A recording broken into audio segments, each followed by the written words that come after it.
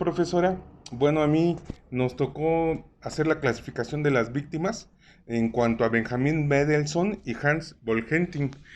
Benjamin Mendelssohn fue un criminólogo de origen rumano, nacido el 23 de abril de 1900 y fallecido el 25 de enero de 1988. Considerado uno de los precursores de la victimología, Mendelssohn publicó en 1940 un artículo donde se realizaban ciertos estudios sobre las víctimas de violación. En dicho artículo, el autor realiza una clasificación victimal.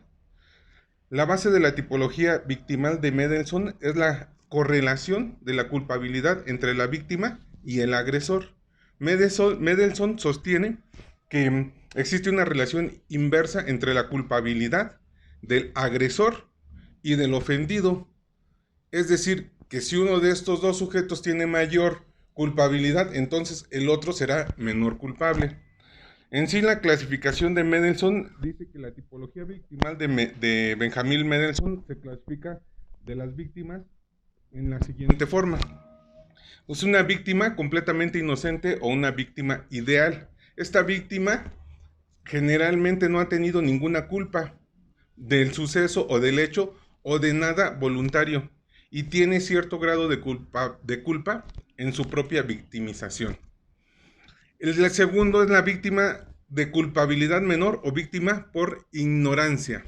Esta víctima desencadena un hecho de un impulso no voluntario y tiene cierto grado de culpa en su propia victimización. El tercero es una víctima tan culpable como el infractor o víctima voluntaria. Aquellas que contienen es un suicidio echando a suertes. Suicidio por adhesión, por ejemplo, la eutanasia donde la víctima solicita ayuda para morir, pareja que pacta el suicidio junto con él. La víctima más culpable que el infractor, es una víctima provocadora. Esta víctima atrae su propia conducta a que el delincuente cometa un ilícito penal. La conducta realizada por la víctima crea y favorece la confusión final de un hecho. La víctima por imprudencia también existe. Desencadena un hecho por falta de control. Y bueno, en el punto 5 dice que la víctima más culpable o víctima únicamente culpable. Víctima infractora. Dice que en este caso el agresor se convierte en víctima. Aquí el autor se refiere a la legítima defensa en el que el sujeto realiza un ilícito penal para poder defenderse. También existe la víctima simuladora. Estas víctimas son las que tienen algún tipo de interés, ya sea propio o ajeno. Un ejemplo podría ser aquella persona que pretende cobrar un seguro, haciéndose pasar por víctima de una situación catastrófica, que en realidad pues nunca vivió, ¿no? Víctima imaginaria, ¿no? Son aquellas personas que debido a los factores de la naturaleza psíquico, social, van a crearse víctimas de un delito, del que en realidad no son.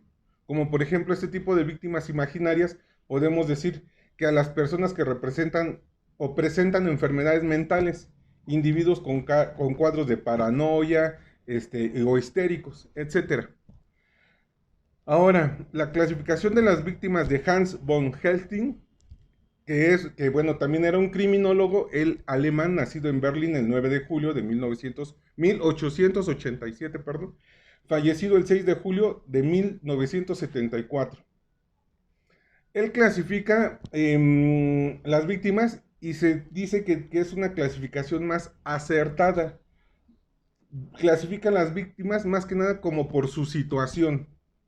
Es, por ejemplo, la víctima aislada, la víctima por proximidad, bueno, impulsos de las víctimas o eliminación de inhibiciones de estas, ¿no?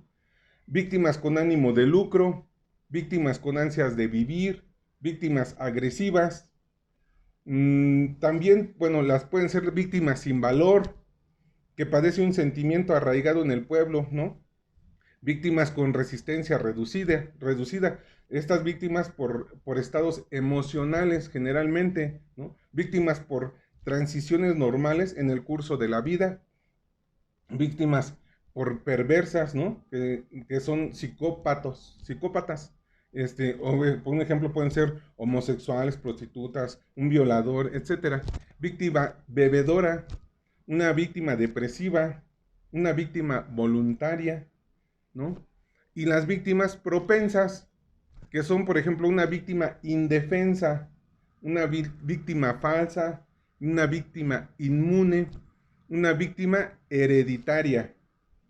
Y bueno, también lo clasifica como una víctima que se convierte en el autor. Bueno, dice que la clasificación aporta una información de mucha utilidad para el trabajo terapéutico y la prevención de la víctima.